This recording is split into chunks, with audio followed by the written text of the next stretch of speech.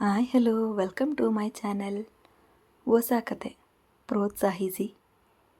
ಮನಾಲಿ ನಗರದ ತಣ್ಣನೆಯ ಗಾಳಿಯ ನಡುವೆ ಅಂಕಿತಾ ತನ್ನ ಸ್ನೇಹಿತರೊಂದಿಗೆ ಸುತ್ತಾಡಲು ಬಂದಿದ್ದಳು. ಏಕೆಂದರೆ ಇಂದು ಅವಳ ಗೆಳತಿ ಕಾವ್ಯಳ ಮದುವೆ ನಡೆಯಬೇಕಿತ್ತು. ಕಾವ್ಯ, ಸೀನಾ, ಆಯೇಷಾ ಮತ್ತು ಅಂಕಿತಾ ನಾಲ್ವರು ಬೆಸ್ಟ್ ಫ್ರೆಂಡ್ಸ್ ಮತ್ತು ಕಾಲೇಜಿನ ಹೆಮ್ಮೆ ಆಗಿದ್ದರು. ಏಕೆಂದರೆ ಇವರು ಎಲ್ಲಿಗೂ ಹೋದರೂ ಎಲ್ಲರ ಕಣ್ಣು ಇವರ ಮೇಲೆ ಇರ್ತಿತ್ತು.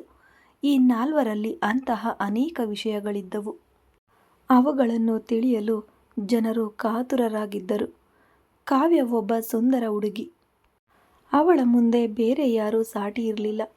ಸೀನಾ ಆ್ಯಟಿಟ್ಯೂಡ್ ಉಳ್ಳವಳು ಮತ್ತು ಸುಂದರಿಯೂ ಹೌದು. ಆಯೇಷಾ ನಂಬರ್ 1 ಗುಂಡಿ. ಜಗಳ ಮಾಡಿಕೊಳ್ಳೋದ್ರಲ್ಲಿ ಮೊದಲಿದ್ಲು ಮತ್ತು ಎಲ್ಲರ ಬ್ಯಾಂಡ್ ಬಾರಿಸುವವಳು. ಇನ್ನು ನಮ್ಮ ಹೀರೋಯಿನ್ ಅಂಕಿತಾಳ ಸರದಿ. ಅಂಕಿತಾ ಓದಿನಲ್ಲಿ ಟಾಪರ್, ಇಂಟೆಲಿಜೆಂಟ್ ಮತ್ತು ಸೌಂದರ್ಯದಲ್ಲೂ ಬಹಳ ಮುಂದೆ ಇದ್ದವಳು. ಇವಳು ಎಲ್ಲರ ಪ್ರಾಣವಾಗಿದ್ದಳು. ಏಕೆಂದರೆ ಸ್ನೇಹಿತರೆಲ್ಲರೂ ಇವಳನ್ನು ತಮ್ಮ ಲಕ್ಕಿ ಚಾರ್ಮ್ ಎಂದು ನಂಬಿದ್ದರು. ಅಂಕಿತಾಳಿಗೆ ಒಂದು ದೌರ್ಬಲ್ಯವಿತ್ತು. ಅದೇನೆಂದರೆ ಅವಳು ತನ್ನ ಯಾವುದೇ ಸ್ನೇಹಿತರನ್ನು ಬೇರೆಯವರ ಜೊತೆ ಸ್ನೇಹ ಮಾಡಲು ಬಿಡ್ತಿರಲಿಲ್ಲ. ಈಗ ಮನಾಲಿಯಲ್ಲಿ ಕಾವ್ಯಳ ಮದುವೆ ನಡೆಯಲಿತ್ತು. ಎಲ್ಲ ಬೆಸ್ಟ್ ಫ್ರೆಂಡ್ಸ್ ಅವಳ ಊರಿಗೆ ಬಂದಿದ್ದರು. ಕಾವ್ಯಳ ಮನೆ. ಕಾವ್ಯ ಬೇಜಾಡುತ್ತಿದ್ದಳು. ಏಕೆಂದರೆ ಅವಳು ಯಾರನ್ನು ಪ್ರೀತಿಸುತ್ತಿದ್ದಳು ಆ ವಿಷಯ ಯಾರಿಗೂ ಗೊತ್ತಿರಲಿಲ್ಲ. ಆ ವ್ಯಕ್ತಿಯನ್ನು ಮರೆತು ಬಿಡುವಂತೆ ಅವಳು ಪದೇ ಪದೇ ಅವನಿಗೆ ತಿಳಿ ಹೇಳುತ್ತಿದ್ದಳು. ಆದರೆ ಅರುಣ್ ಕಾವ್ಯಳ ಮಾತನ್ನು ಕೇಳ್ತಿರಲಿಲ್ಲ. ಅವನು ಹೇಳ್ತಿದ್ದ, ನನ್ನನ್ನು ಬಿಟ್ಟು ನೀನು ಬೇರೆ ಯಾರನ್ನು ಮದುವೆಯಾಗಲು ಸಾಧ್ಯವಿಲ್ಲ. ನಾನು ನಿನ್ನ ಮದುವೆ ಬೇರೆಯವರ ಜೊತೆ ನಡೆಯಲು ಬಿಡುವುದೂ ಇಲ್ಲ ಎಂದು. ಸಂಜೆಯ ವೇಳೆಗೆ ಇಡೀ ಮನೆ ಅಲಂಕೃತಗೊಂಡಿತ್ತು. ಮೂವರು ಸ್ನೇಹಿತೆಯರು ಸಿದ್ಧರಾಗಿ ಕಾವ್ಯಳ ಬಳಿ ಬಂದು ಅವಳೊಂದಿಗೆ ಮಾತನಾಡುತ್ತಿರುತ್ತಾರೆ. ಇತ್ತ ಅರುಣ್ ತನ್ನ ಸ್ನೇಹಿತನಿಗೆ ಹೇಳುತ್ತಿದ್ದ, ಒಂದು ವೇಳೆ ಕಾವ್ಯಳ ಮದುವೆ ಬೇರೆ ಯಾರ ಜೊತೆಯಾದರೂ ನಡೆದರೆ ನಾನು ಸತ್ತು ಹೋಗ್ತೇನೆ. ನಾನು ಕಾವ್ಯಳನ್ನು ಅತಿಯಾಗಿ ಪ್ರೀತಿಸುತ್ತೇನೆ. ನೀನು ನನ್ನ ಪರಿಸ್ಥಿತಿಯನ್ನು ಅರ್ಥ ಮಾಡಿಕೊ ಎಂದು.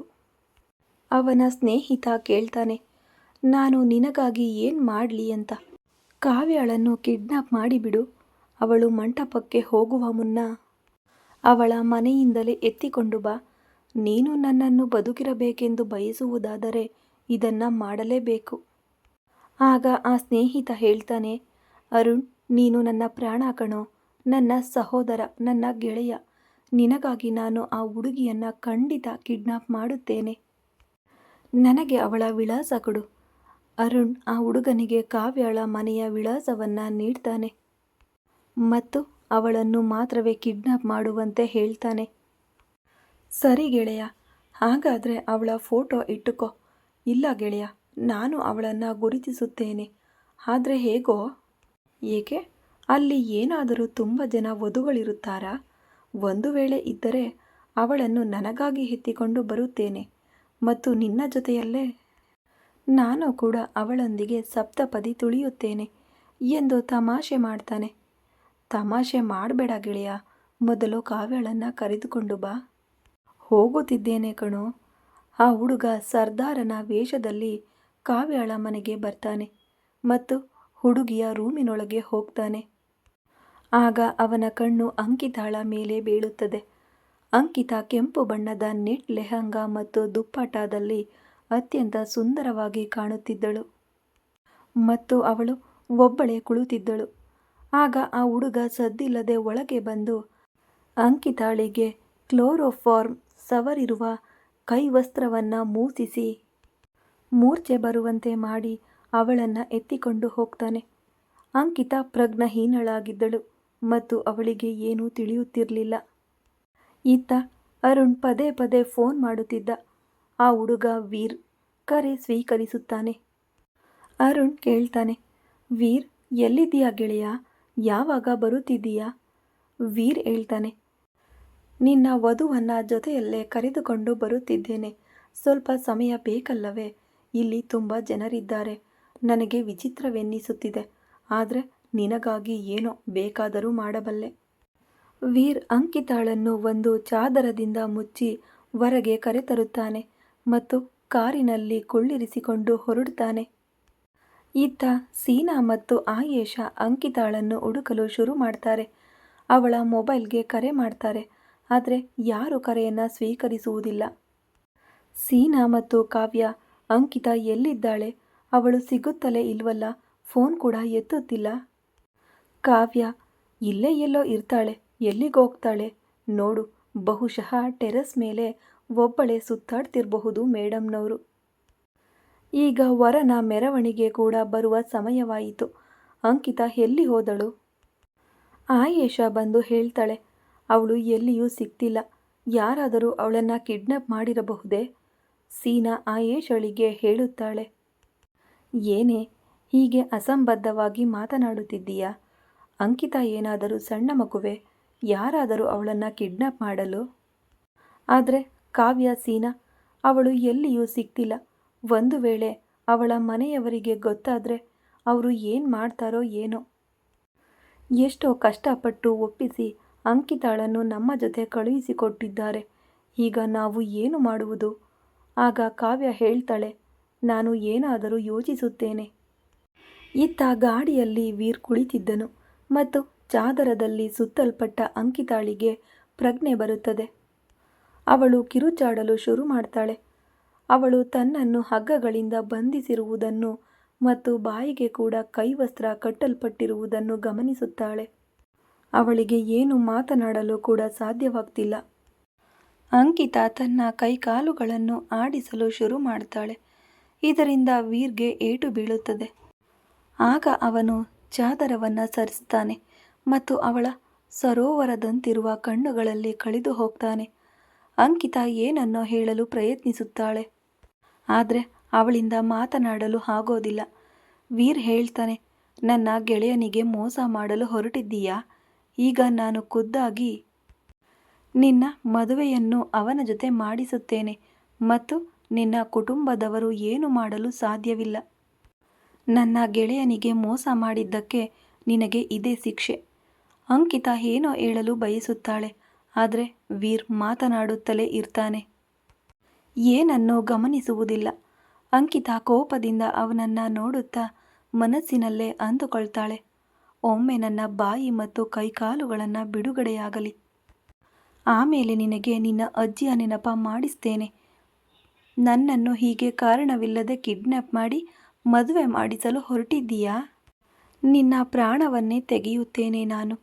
ನೀನು ಮತ್ತು ನಿನ್ನ ಗೆಳೆಯ ಯಾರ ಜೊತೆ ಜಗಳಕ್ಕೆ ಇಳಿದಿದ್ದೀರಿ ಎಂಬುದು ನಿನಗೆ ಗೊತ್ತಿಲ್ಲ. ವೀರ್ ಅಂಕಿತಾಳನ್ನು ಎತ್ತಿಕೊಂಡು ಬರ್ತಾನೆ. ಅಂಕಿತಾ ಚಡಪಡಿಸುತ್ತಿರ್ತಾಳೆ. ಅಷ್ಟರಲ್ಲಿ ಅರುಣ್ ಮತ್ತು ಉಳಿದ ಗೆಳೆಯರಾದ ರಾಜನ್ ಮತ್ತು ಅಮೃತ್ ಎಲ್ಲರೂ ಕೂಡ ಬರ್ತಾರೆ. ವೀರ್ ಅರುಣ್ ಎದುರು ಅಂಕಿತಾಳ ಬಾಯಿ ಮತ್ತು ಕೈಕಾಲುಗಳ ಪಟ್ಟಿಯನ್ನು ಬಿಚ್ಚುತ್ತಾನೆ. ಮತ್ತೆ ಹೇಳ್ತಾನೆ, ಇವಳೇ ಅಲ್ವಾ ಆ ಮೋಸಗಾರ್ತಿ ಹುಡುಗಿ? ನೀನು ಯಾರನ್ನ ಪ್ರೀತಿಸುತ್ತಿದ್ದೀಯೋ ಅವಳು. ನೋಡು, ಈ ಮೇಡಮ್ ಯಾಕೋ ನನ್ನ ಮೇಲೆ ತುಂಬ ಕೋಪ ತೋರಿಸಿದ್ದಾರೆ.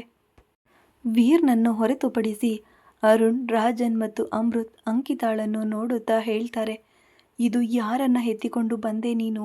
ಇವಳು ಕಾವ್ಯ ಅಲ್ಲ ಕಣೋ. ನಿನಗೆ ಹುಚ್ಚು ಹಿಡಿದಿದೆ ಅನಿಸುತ್ತೆ. ನಾನು ನಿನಗೆ ಹೇಳಿದ್ದೆ ಅಲ್ವಾ ಕಾವ್ಯಾಳ ಫೋಟೋ ತಗೊಂಡು ಹೋಗು ಅಂತ. ಆದರೆ ನೀನು ನನ್ನ ಮಾತು ಕೇಳಲೇ ಇಲ್ಲ.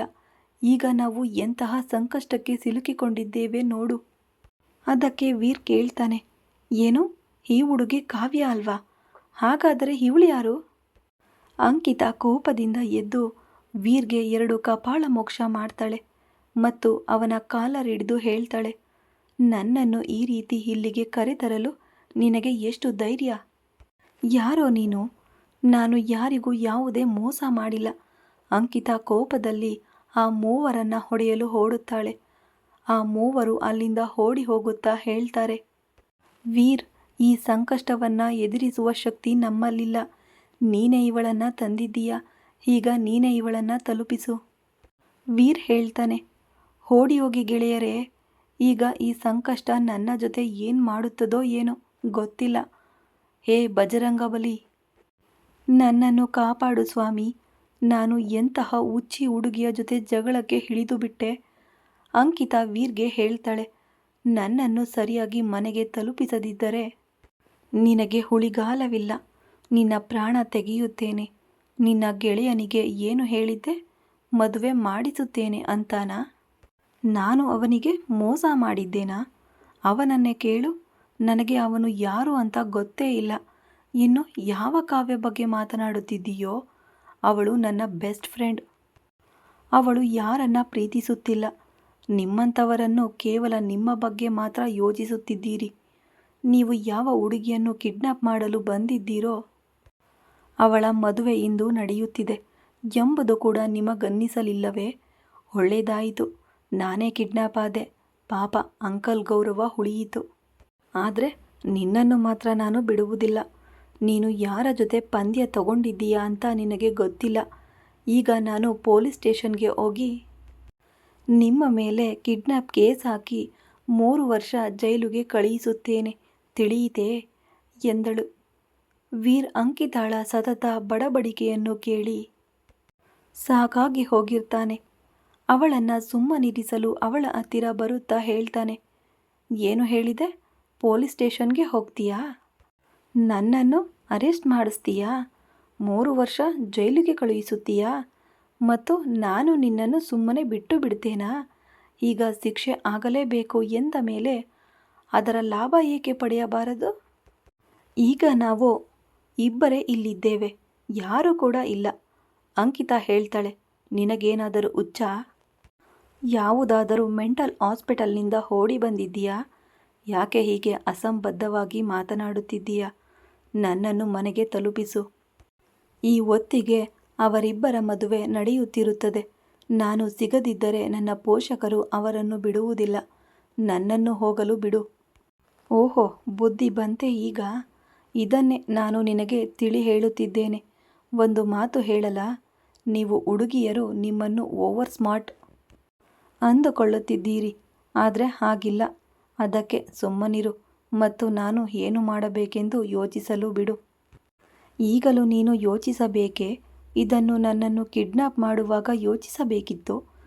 ನೀನು ನನ್ನ ಬಳಿ ಕ್ಷಮೆ ಕೇಳಬೇಕು. ಅದರ ಬದಲು ನೀನೇ ನನ್ನ ಮೇಲೆ ಕೋಪ ಮಾಡ್ಕೋತಿದ್ದೀಯಾ ಅಂದಳು ಅಂಕಿತಾ. ವೀರ್ ಹೇಳ್ತಾನೆ, ಏನು ಹೇಳಿದೆ? ನಾನು ನಿನ್ನ ಮುಂದೆ ಕೈ ಮುಗಿದು ಕ್ಷಮೆ ಕೇಳಬೇಕೆ? ಯಾಕೆ, ನೀನೇನಾದರೂ ಪ್ರೈಮ್ ಮಿನಿಸ್ಟರಾ ಅಥವಾ ನನ್ನ ಹೆಂಡ್ತಿಯಾ? ನಾನು ಯಾಕೆ ಕ್ಷಮೆ ಕೇಳಲಿ? ಕ್ಷಮೆಯನ್ನು ನೀನು ಕೇಳಬೇಕು. ಅದು ಕೈ ಮುಗಿದು ಕೇಳಬೇಕು.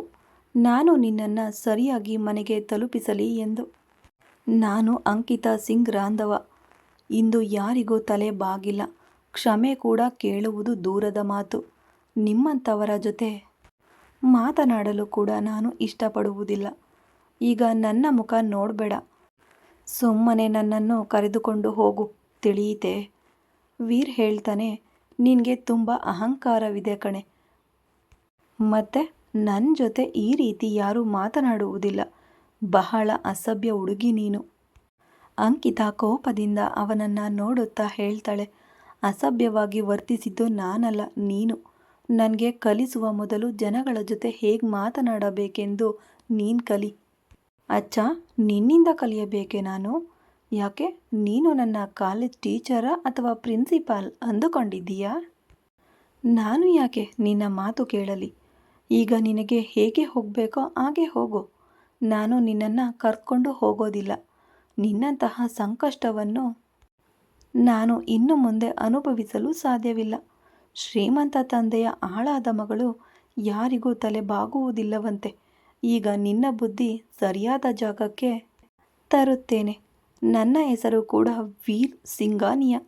ಈ ಲಗಾಮಿಲ್ಲದ ಕುದುರೆಗೆ ಹೇಗೆ ಲಗಾಮು ಹಾಕಬೇಕೆಂದು ನನಗೂ ಗೊತ್ತು. ರಾತ್ರಿ ಬಹಳ ಹೊತ್ತಾಗಿತ್ತು ಮತ್ತು ಮನಾಲಿಯ ರಸ್ತೆಗಳಲ್ಲಿ ಚಳಿಯಿಂದಾಗಿ ಅಂಕಿತಾ ನಡುಗುತ್ತಿದ್ದಳು. ವೀರ್ ಅದನ್ನು ನೋಡಿ ಆನಂದಿಸುತ್ತಿದ್ದನು. ಅವಳು ಕೋಪದಲ್ಲಿದ್ದಳು ಮತ್ತು ವೀರ್ನನ್ನು ನೋಡಿ ನಿಲ್ಲುತ್ತಾಳೆ. ನನ್ನನ್ನು ಯಾಕೆ ಹಿಂಬಾಲಿಸುತ್ತಿದ್ದೀಯಾ? ಇದನ್ನೇ ತಾನೇ ಯೋಚಿಸುತ್ತಿದ್ದೀಯಾ? ನಾನು ಒಬ್ಬಳೇ ಹುಡುಗಿ. ಈ ಅಪರಿಚಿತ ನಗರದಲ್ಲಿ ಇಂತಹ ಚಳಿಯಲ್ಲಿ ಒಬ್ಬಳೇ ಹೋಗುತ್ತಿದ್ದೇನೆ ಎಂದು. ಆದರೆ ನಿನಗೆ ಚಿಂತಿಸುವ ಅಗತ್ಯವಿಲ್ಲ. ಒಂದು ವೇಳೆ ನಾನು ಸತ್ತರೂ ಕೂಡ ನಿನ್ನನ್ನು ನೆಮ್ಮದಿಯಿಂದ ಬದುಕಲು ಬಿಡುವುದಿಲ್ಲ ಮತ್ತು ಎಲ್ಲದಕ್ಕೂ ಸೇಡು ತೀರಿಸಿಕೊಳ್ತೇನೆ.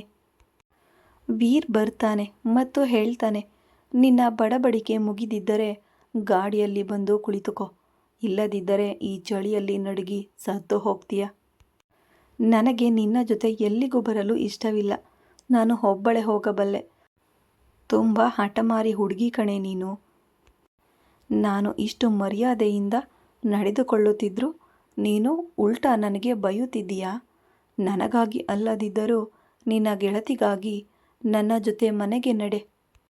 ನಾನು ನಿನ್ನ ಬಳಿ ಕ್ಷಮೆಯನ್ನು ಕೇಳುತ್ತೇನೆ. ಈಗ ನಡೆ. ಅಂಕಿತ ಕೇಳಿಸಿಕೊಳ್ಳುವುದಿಲ್ಲ. ಮುಂದೆ ನಡೆಯುತ್ತಲೇ ಇರ್ತಾಳೆ. ಆಗ ವೀರ್ ಕೋಪದಿಂದ ಅವಳ ಹತ್ತಿರ ಬಂದು ಅವಳನ್ನು ಎತ್ತಿಕೊಂಡು ಹೋಗಿ ಗಾಡಿಯಲ್ಲಿ ಕೂರಿಸ್ತಾನೆ ಮತ್ತು ಹೇಳ್ತಾನೆ, ಸುಮ್ಮನಿರು, ನನ್ನ ತಲೆ ಕೆಡಿಸ್ಬೇಡ. ಇಲ್ಲದಿದ್ದರೆ ಚಲಿಸುವ ಗಾಡಿಯಿಂದಲೇ ನಿನ್ನನ್ನು ಕೆಳಗೆ ಎಸೆದು ಬಿಡುತ್ತೇನೆ. ಹಾಗಾದರೆ ನಾನು ನಿನ್ನನ್ನು ಹೀಗೆ ಬಿಟ್ಟು ಬಿಡುತ್ತೇನಾ ಅಂದುಕೊಂಡಿದ್ದೀಯಾ? ನಾನು ಸಾಯಲು ಇಷ್ಟಪಡುತ್ತೇನೆ. ಆದರೆ ಇಂದಿನ ನಂತರ ನಿನ್ನ ಮುಖ ನೋಡಲು ಕೂಡ ಇಷ್ಟಪಡುವುದಿಲ್ಲ. ತಿಳಿಯಿತೆ ನಿನಗೆ? ದಾರಿಯುದ್ದಕ್ಕೂ ಇಬ್ಬರು ಮೌನವಾಗಿದ್ದರು. ಕೇವಲ ಗಾಡಿಗಳ ಸದ್ದು ಮಾತ್ರ ಕೇಳಿಸುತ್ತಿತ್ತು. ವೀರ್ ಅಂಕಿತಾಳನ್ನು ನೋಡುತ್ತಾ ಹೇಳ್ತಾನೆ, ಎಂತಹ ಸಂಕಷ್ಟ ನೀನು.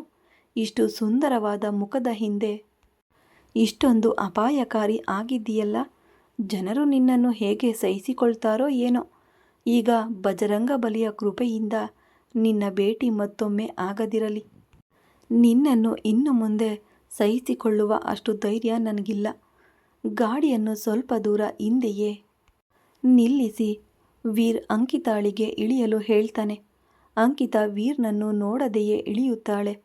ಅವಳು ಕೇವಲ ಮುಂದಕ್ಕೆ ಹೆಜ್ಜೆ ಹಾಕ್ತಾಳೆ. ಕಾವ್ಯಾಳ ಮನೆಯೊಳಗೆ ಹೋದಾಗ ಅಲ್ಲಿ ಎಲ್ಲರೂ ಗಾಬರಿಯಾಗಿರುವುದನ್ನು ನೋಡ್ತಾಳೆ. ಸೀನಾ, ಆಯೇಷಾ ಮತ್ತು ಕಾವ್ಯ ಕುಳಿತಿರ್ತಾರೆ. ಅಂಕಿತ ಅವರ ಬಳಿ ಹೋಗ್ತಾಳೆ. ಎಲ್ಲರೂ ಅವಳನ್ನು ನೋಡಿ ಸಂತೋಷ ಪಡ್ತಾರೆ. ಕಾವ್ಯಾಳ ಅಪ್ಪ ಅಮ್ಮ ಹೇಳ್ತಾರೆ, ಮಗಳೇ, ಎಲ್ಲಿಗೋಗಿದ್ದೆ ನೀನು? ನಾವು ಎಷ್ಟು ಗಾಬರಿಯಾಗಿದ್ದೆವು ಗೊತ್ತಾ? ಹೇಗಿದ್ದೀಯಾ ನೀನು? ಆಂಟಿ, ಅಂಕಲ್, ನಾನು ಆರಾಮವಾಗಿದ್ದೇನೆ. ಸರಿಯಾಗಿ ನಿಮ್ಮ ಮುಂದೆಯೇ ನಿಂತಿದ್ದೇನೆ ಅಲ್ವಾ? ಆದರೆ ನೀವೆಲ್ಲರೂ ಯಾಕೆ ಹೀಗಿದ್ದೀರಿ? ಮದುವೆ ಏನಾಯಿತು?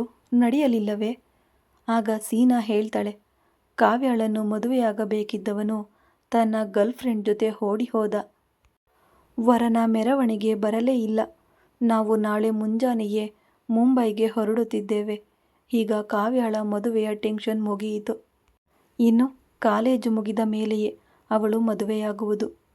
ಹೌದಾ ಕಾವ್ಯ? ನಿಜವಾಗಿಯೂ? ಹೌದು ಅಂಕಿತ, ನಾನು ಇದೇ ನಿರ್ಧಾರ ಮಾಡಿದ್ದೇನೆ. ಈಗ ಅಪ್ಪ ಅಮ್ಮ ಕೂಡ ನನ್ನ ಜೊತೆಯೇ ಬರುತ್ತಿದ್ದಾರೆ. ಹಾಗಾಗಿ ಇನ್ನು ಮುಂದೆ ನಾನು ಹಾಸ್ಟೆಲ್ನಲ್ಲಿ ಇರಬೇಕಾಗಿಲ್ಲ.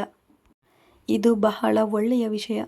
ಮತ್ತು ಕಾವ್ಯ, ನಾನು ನಿನ್ನ ಜೊತೆ ಒಂದು ಬಹಳ ಮುಖ್ಯವಾದ ವಿಷಯ ಮಾತನಾಡಬೇಕು. ಸರಿ, ಆದರೆ ಈಗಲ್ಲ. ನಾನು ಬಟ್ಟೆ ಬದಲಾಯಿಸಿಕೊಂಡು ಬಂದ ಮೇಲೆ ನಿನ್ನ ಜೊತೆ ಕುಳಿತು ಮಾತನಾಡುತ್ತೇನೆ. ಸರಿ ಎನ್ನುತ್ತಾಳೆ. ಮುಂದುವರಿಯುವುದು ಮುಂದಿನ ಭಾಗದಲ್ಲಿ.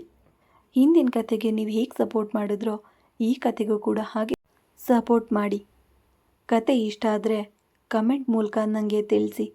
ಏನೇ ತಪ್ಪಿದ್ರೂ ಕ್ಷಮೆ ಇರಲಿ. Thanks for watching friends.